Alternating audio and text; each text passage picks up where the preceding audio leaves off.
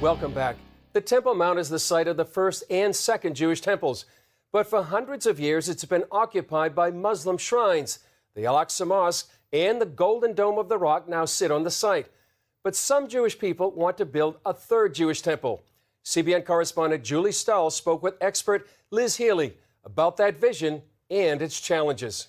Liz Healy, welcome to Jerusalem Dateline. Thank you. It's good to be here. Yeah, and we're here on the Mount of Olives with lots of tourists. And we're overlooking the Temple Mount with the Golden Dome of the Rock and the Al-Aqsa Mosque.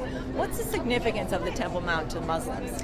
For Muslims, it's the third holiest site in their religion. But interestingly enough, it's not the Dome of the Rock, which is the most prominent site. It's the Al-Aqsa Mosque. What's the significance of the Temple Mount to the Jewish people? In Jewish tradition, this is where Adam was created. It was also the place after the flood that Noah brought an offering to the Lord. We know that this is the place where Abraham brought Isaac to be sacrificed. Also the place where David bought the threshing floor, where he said he wouldn't make an offering to God that cost him nothing. And it's the site of the first and second temples. It was believed by most also the place for the third temple, where it will be built. It's such a holy site to so many people. Why is it so controversial? I think that's the exact purpose, because it's so holy. And all the monotheistic religions, Christian, Jews, and Muslims, all feel like this is their place of worship.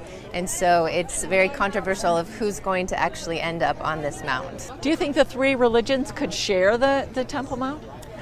Personally, I don't, but there is a huge movement about coexisting on the Temple Mount. And even recently, within the last 2 weeks, I know of a meeting between Christians and Muslims and Jews who all are talking about what are the possibilities and how could they establish both a temple and a mosque on the Temple Mount. What kind of plans are being made to build a third temple? There are actually quite a few, and depending on the group that you talk to, different architectural designs have been made. So one group is doing a design more like Herod's temple, and it would be on the Temple Mount, and I don't believe that they would have a mosque that would be there. There are other groups that are more focused on the design that's given in Ezekiel, chapters 40 through 48, which is the next structure in Scripture that God said to build a temple in this way. And then even some archaeological research has been done recently that would say that the Holy of Holies is not under the Dome of the Rock, which is the most common assumption, but a little bit to the north, and that's why the coexist movement is moving forward, is because it's possible that they could be right next to each other on the Temple Mount. Where in the Bible does it talk about building a temple, a third temple? There's several references, and somewhat depends on interpretation, but we would begin in the book of Daniel, where it talks about the abomination of desolation. And we know that's happened once, but it talks of a future time where the sacrifices will again be taken away. So a temple would have to exist for the sacrifices to be done. We also see it listed in Matthew 24 and Mark 13 and 2 Thessalonians that all make a reference to a false Messiah setting himself up in a temple and declaring himself as God, or removing the sacrifices. We also see in the book of Revelation, John is told to measure the temple measurements, and so there has to be a physical temple for him to be able to measure it. I mean, right now, Jewish people just going on the Temple Mount can create a riot sometimes. So can you envision a scenario where they would allow the temple to be built?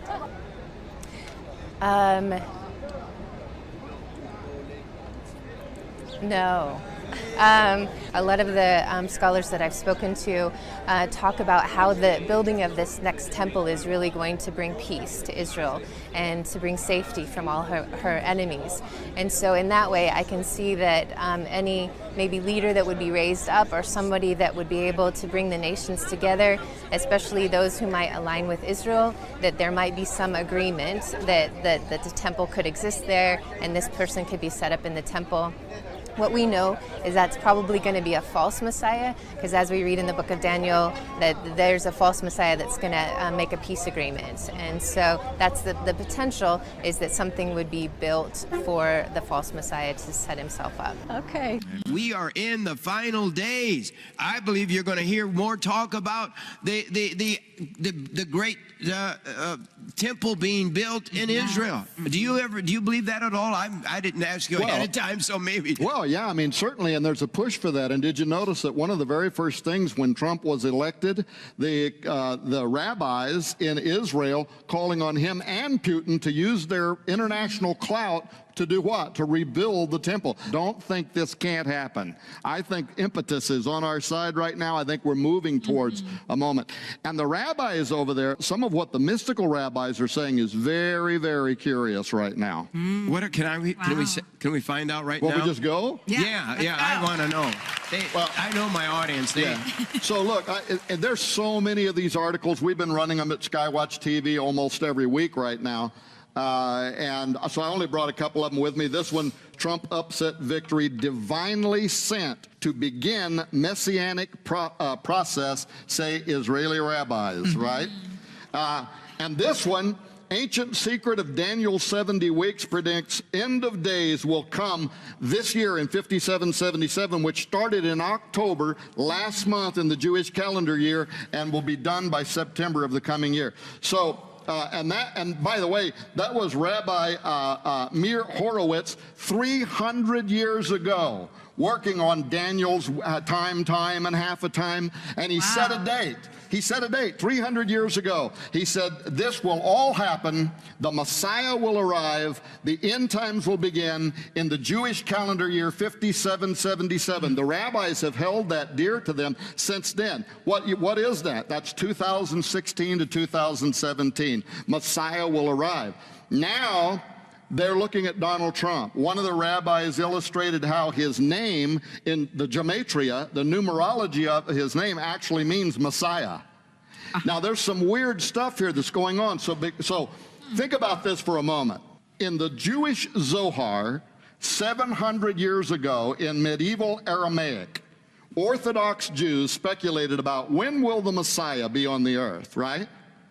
And in the Vieira section of the Zohar, they said he will arrive on earth in the year 57, he will make himself known in the year 5773, which was 2012 to 2013. Oddly enough, Trump goes to Israel in 2012, decides not to run for U.S. president, meets with heads of states, comes out of that, you can watch the YouTube on television, and he starts talking to the Jewish people, telling them to vote for Benjamin Netanyahu and the Likud party, which they did, right? Wow. But what the Zohar said was, he will be identified.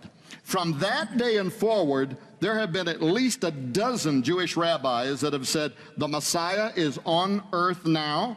He's been identified. He is soon going to make himself known. Well, some key things have to happen for the messianic figure in the Jewish mindset.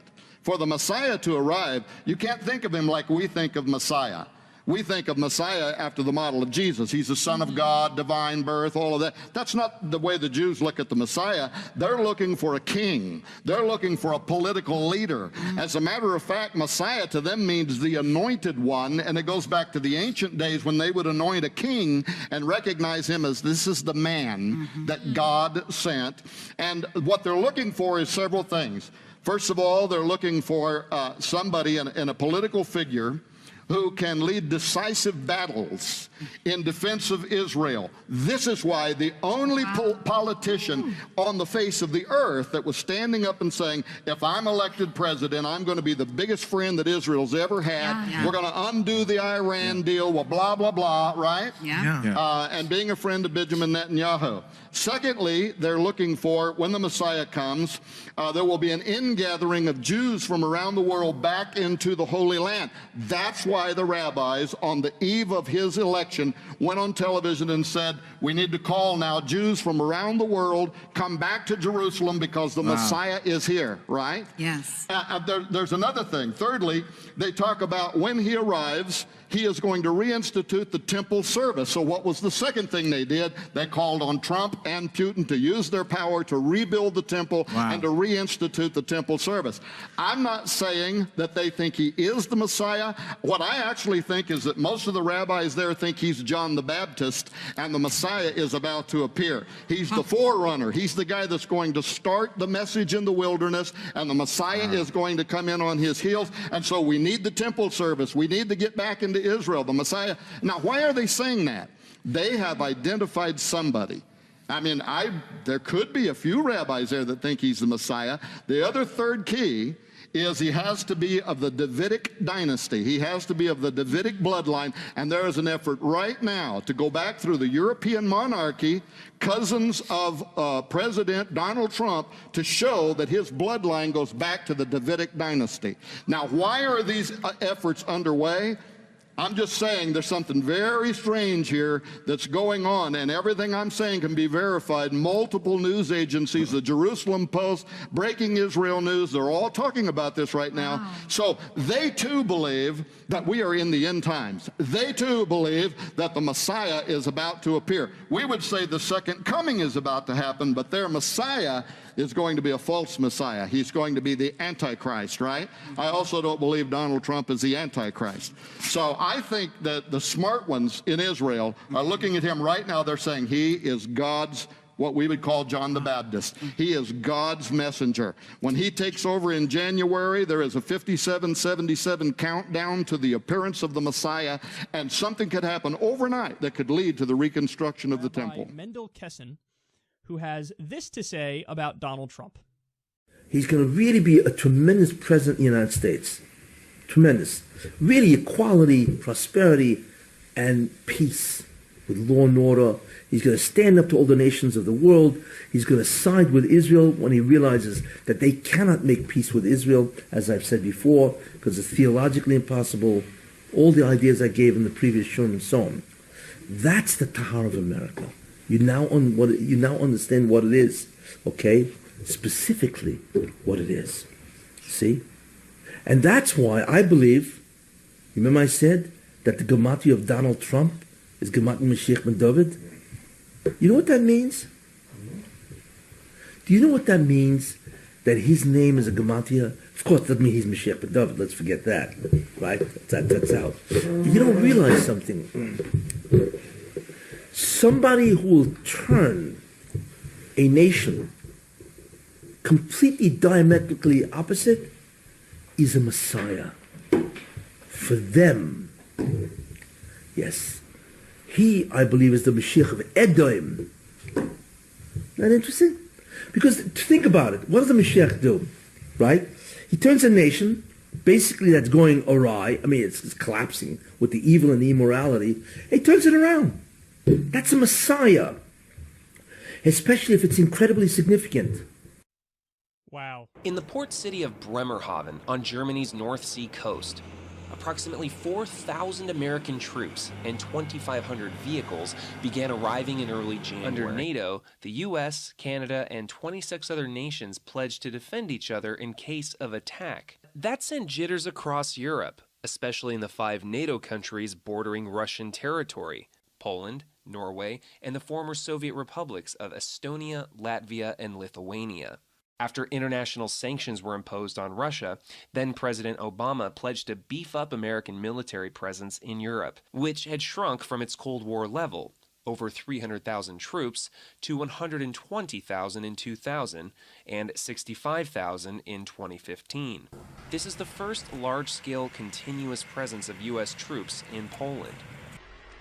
This army video shows the symbolic moment a Polish flag was added to the lead U.S. vehicle.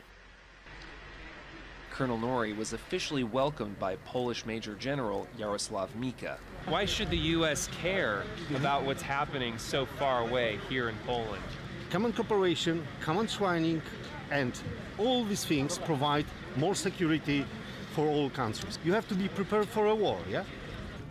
While Operation Atlantic Resolve might reassure leaders in Eastern Europe, it is angering Russia, which has repeatedly denounced the buildup along its borders as a provocation that demands countermeasures. Armata tank may become remote controlled. Both Russia and China have recently successfully tested their hypersonic gliders, capable of breaching the American THAAD system, Terminal High Altitude Area Defense.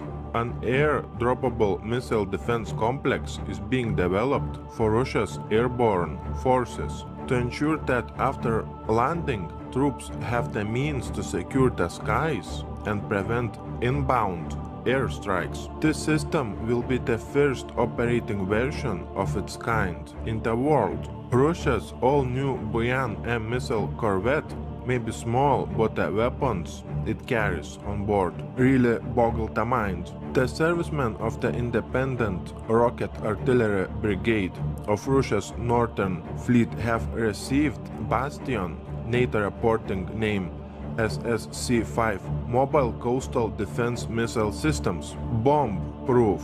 Russian Terminator girl tests the next generation personal armor.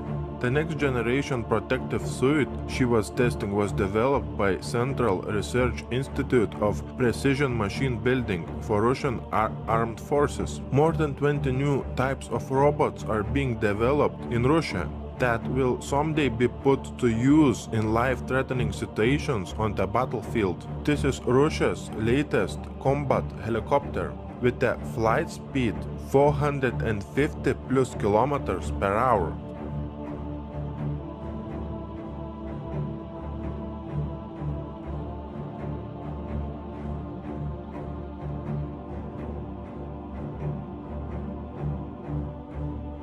С праздником!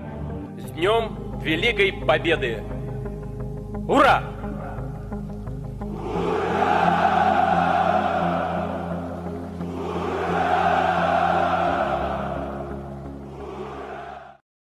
In today's video, we're going to take a look at breaking news here. Donald Trump and Netanyahu have met in Washington, D.C., and something really significant was said.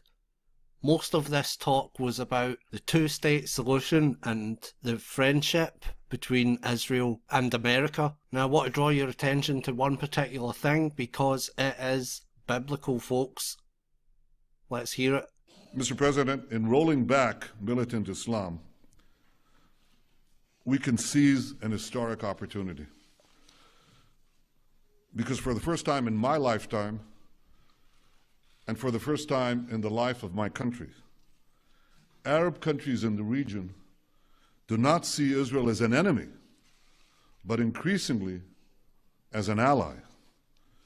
And I believe that under your leadership, this change in our region creates an unprecedented opportunity to strengthen security and advance peace. Let us seize this moment together. Let us bolster security. Let us seek new avenues of peace. So there you have it, folks. Now you might be wondering, why is that important? Well, let's take a look at the Bible and what it says.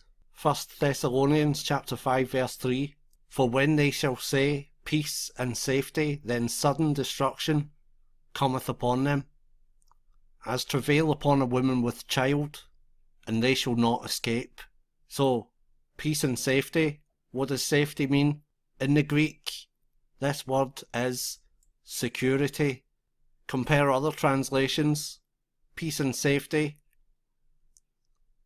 People will think they are safe and secure. People are saying there is peace and security. There is peace and security. Peace and safety. Peace and security. Are you serious? Are you serious, folks? Article just now coming out at Breaking Israeli News. Christians must help Trump move the embassy to bring the third temple. The scripture they're using, of course, is, for thus saith the Lord of hosts, who sent me after the glory unto the nations which spoil you. Surely he that touches you touches the apple of his eye. Zechariah chapter 2, verse 8. The article is a very powerful article.